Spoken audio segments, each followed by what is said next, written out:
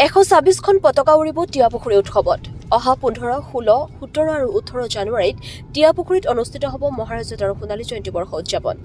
1 মাঘৰ পৰা 4 মাঘলৈ উদযাপন হ'ব ঐতিহাসিক টিয়াপুখুৰী উৎসৱ। এই লৈ উখল মাখল টিয়াপুখুৰী গাঁৱৰ ডেকা বুঢ়া ককা আইতা আৰু জীয়ৰী বোৱাৰীৰ। মাঘ বিহুৰ বতৰত টিয়াপুখুৰী উৎসৱক লৈ চলিছে পূৰ্ণ প্ৰস্তুতি। এই লৈ খেৰাই নৃত্য, বাগৰুম্বা আৰু সমবেত সংগীতৰ আখৰা।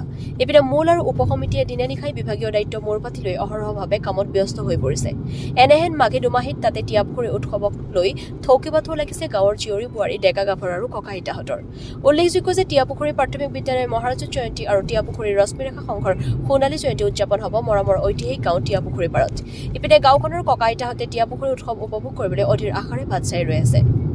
উক্ত উৎসৱক লৈ দৰং ওদালগুৰি জিলাৰ সীমান্তৱৰ্তী চুবুৰীয়া ৰাজহ গাঁও, টিয়াপুখুৰী, বৰজাৰ, উজা গাঁও, কাৱৈমাৰী আৰু নাহৰবাৰী গাঁওবাসীয়ে আলহী অতিথিক আদৰিবলৈ সাজু হৈছে। ইপিনে টিয়াপুখুৰী গাঁৱৰ মহিলাসকলে মাঘী বিহুৰ বতৰতে উক্ত উৎসৱক আলহী অতিথিক আপ্যায়ন কৰিবলৈ চুঙা পিঠা, নাৰিকলৰ লাডু, তিলৰ লাডু, দৈ চিৰা ঘূৰাবলৈ সাজু হৈছে। উক্ত উৎসৱৰ প্ৰস্তুতিৰ সন্দৰ্ভত উদযাপন সমিতিৰ সভাপতি ভৱক চন্দ্ৰ বড়ো আৰু স্মৃতিকণ্ঠৰ মুখ্য সম্পাদক বকুল বড়োৱে ৰাইজৰ সহায় সহযোগিতা আৰু উপস্থিতি কামনা কৰি সাংবাদিকৰ আগত কি গুহাৰি জনালে শুনকচোন। কলাইগাঁৱৰ পৰা Bhuwan Maniyar report, AIN live. News media नोंथांमोननि गेजेरजों गासै रायजो राजानिसिम आंनि खुलुमनायखौ बावहरबाय। जोङो टियापुखुरी गुदि फरायसालिनि प्लेटिनाम जुबिलि आरो टियापुखुरी रश्मिरेखा संघनि सनाथि मायथाइ फोरबोखौ जोङो जयैनो टियापुखुरी फेस्टिभेल हिसाबै जोङो खुंनो लादों। फैगौ मागो दाननि 1 अक्ट'निफ्राय 4 अक्ट'सिम, माने इंराजि जाहैबाय 15 जानुवारिनिफ्राय 18 जानुवारिसिम जोङो सानब्रैनि हाबाफारि लानानै बे फोरबोखौ जों खुंनो लादों। जोंनि बे खुंनायनि उद्देश्य जाहैबाय, जों बे फरायसालिया जोंना 1950 मायथाइयावनो बे LP स्कुलखौ गायसननाय जादोंमोन।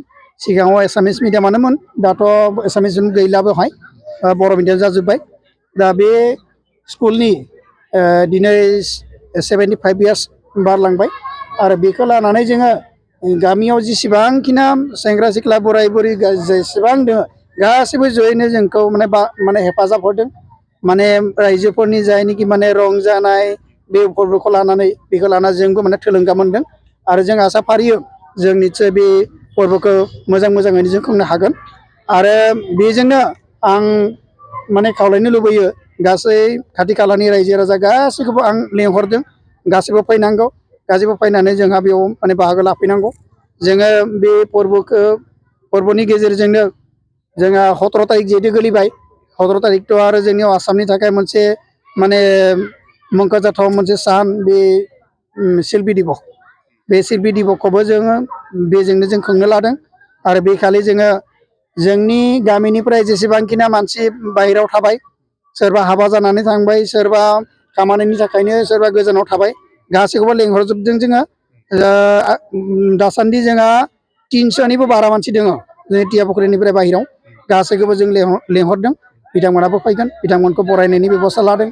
लोगोसे जोंनि टियापुखुरी प्राइमारि स्कुलनि जोंना दासान्दि जोङो 15 जन टिचार्स मोनदों, माने सिगाङाव फैनाय गासै टिचार्सफोरखौ जों लेंहरदों। साफा सानैया रोंसारि जाबाय, अब्लाबो माने बिथांमोननि परियालखौबो जों लेंहरदों। बिथांमोनाबो फैनानै जोंनि सन्मानखौ आजावनो थाखाय बिथांमोनाबो राजि जादों, फैगोन, जों आसा फारिदों। आरो लोगोसे जोङो बेजों लोब्बा लाखिनानै जोंनि गथ'फोरनि जाहाथे मोनसे सुबिदा फैयो, जोंनि फरायबोबाय थानाय गथ'फोरनि थाखाय, बेखौ लानानै जोङो साइन्स एक्जिबिसनबो मोनसे लादों। जोङो बे साइन्स एक्जिबिसनाव बिसेसकै जोंनि टंला अरुण'दय एकाडेमि बिथांमोना फैनानै बेयाव दिन्थिफैगोन। आरो बिनि अनगाबो जोंहा माखासे आयदाफोरखौ लानानै जों बे माने दिन्थिफुंखौ जों लादों। आं आसा खालामो जाहाथे रायजो राजा जोंनि फरायसा गथ'फ्रा फैनानै जोंखौ जाहाथे थुलुंगा होयो, बिथांमोनाबो जाहाथे माबा मोनसे बिनिफ्राय लांनो हायो, बेखौनो जों आसा फारिदों। जोंना बेयाव जों आलासि महरै बिसेसकै जोङो BTCनि डिपुटि चिफ मानगोनां रियन दैमारि सार, बिथांखौ जों लेंहरदों आरो बिथाङाबो फैनायनि खोथाखौ होदों, बिथाङा फैगोन। बिनि अनगायैबो जोंनि हालामनि, जिहेतु जोंनि टियापुखुरी जायगाया जाहैबाय माने मोननै ब्लक आरो मोननै समस्तिनि गेजेर बे जायगा, खैराबारि समस्ति आरो मुलिबारि समस्ति। जोङो खैराबारि समस्तिनिफ्राय जों जायगानि EM मानगोनां लोमस्राव दैमारि बिथाङाबो फैगोन लोगोसे मुदिबारि समस्तिनि MCLA मानगोनां दिगन्त बरुवा सार बिथाङाबो फैगोन खोथा होदों बिथांमोना बेयाव फैनानै जोंखौ थुलुंगा होगोन बिनि अनगाबो जोंनि गामिनिनो सासे भागिन बिथांखौबो जों लेंहरदों बिथाङा IPS माने अफिसार तापस बसुमतारी बिथांखौबो लेंदों आरो बिथाङाबो फैनाय खोथा होदों जोंखौ निश्चय फैगोन जों आसा फारिदों आरो बिनि लोगोसे जोंनि जायगानि बा खाथि खालानि माखासे मानगोनां माने आलासिफोरखौबो जों लेंहरदों बिथांमोनाबो फैगोन जाहाथे आरो बिनि अनगाबो जोङो कालचारेल प्रग्राम हिसाबै जोङो मोननै लादों जोङो माने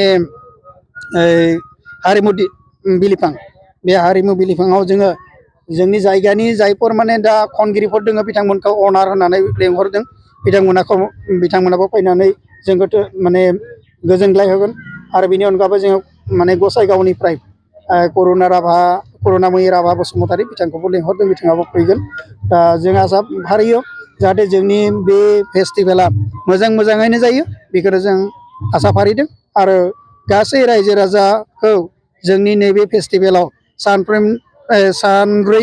सानब्रैनि गासै हाबाफारियाव बाहागो लाफैनो थाखाय आरो जोंखौ थुलुंगा होनो थाखाय जों खावलायदों आरो बेजोंनो जोङो जोंनि बे फेस्टिभेला जाहाथे दिदोम जाना थायो बेखौ लानानै जोङो थियापुख्रि मुंनि गांसे माने बिसम्बि दिहुननो जों लादों बे बिसम्बिनि खामानिया अलरेडि सोलिबाय थादों आरो बे बिसम्बिनि गाहाय सुजुगिरि हिसाबै आं गावनो दङ आङो दा बे हिसाबै बेयावबो जोङो माने थियापुख्रिनि जाहाथे मोनसे हिस्ट्रि थालाङो बेखौनो जों आसा फारिदों बारा बुंला बेखौनो बुंनानै आङो गासैनोबो आंनि खुलुमनाय आरो साबायखर बावहरनानै आरो नैबे जोंनि हाबाफारियाव जों गासै राजाफोरनि नुजाथिनायखौ हास्थायनानै आं दोनथ'बाय खुलुमबाय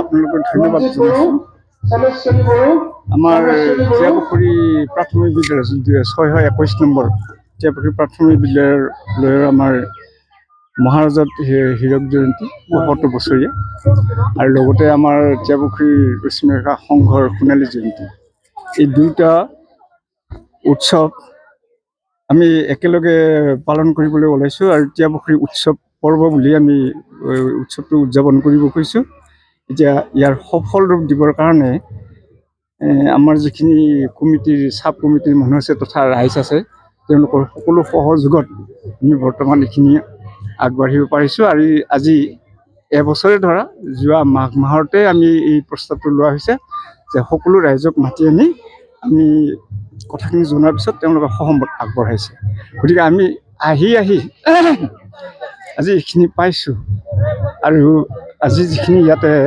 ফটো তোলা এইবিলাক কাৰ্যসূচী লৈছে বা নৃত্য প্ৰদৰ্শনো কৰিছে ভাল লাগিছে আপোনাৰ কেনেধৰণকে প্ৰচাৰ কৰে সেইটো নাজানো বাৰু ঈশ্বৰ কাৰ্যসূচী আগবাঢ়ি গৈছে চেষ্টা কৰিছোঁ আবৃত্তি কৰিছোঁ